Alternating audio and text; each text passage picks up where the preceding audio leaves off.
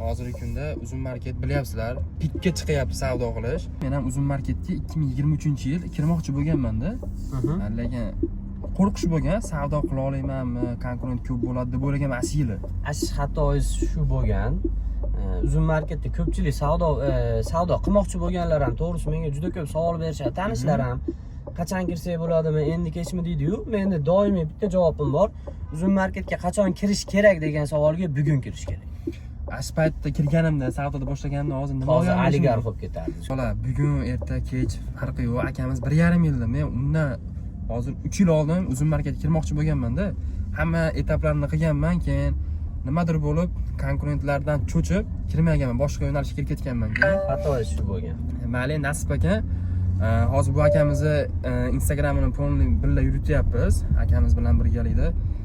Lekin haqiqatan natijalarini o'zim ko'zim bilan ko'ryapman. Hammaga qiziq savol, uzun marketga nech pul bilan kirgansiz? Salkam $1000. Seriozmi? Da, $1000. $1000 bilan. Hozirgi kunda kapitalingiz qancha? Hozirgi kunda foyda topganingiz. Sof topadigan daromad. Oylik daromadim. O'rtacha men o'zim sof topadiganim оборот emas, sof topadigan summa o'rtacha 50-60 million atrof. Hozirgi kunda uzun market bilyapsizlar, pikka chiqyapti savdo qilish. Bilim bilan kirgan odamlar etap-etap yaxshi natijalarga erishyapti. Yaqinda akamiz bilan birgalikda tashkillashtiryapmiz darsliklar. Agar shu uzun bo'yicha ma'lumotlar, darslik kerak bo'ladigan bo'lsa, xudo xolasa kuzatishda davom etinglar, ulashib boramiz. Sizlarga albatta manfaatli bo'ladi.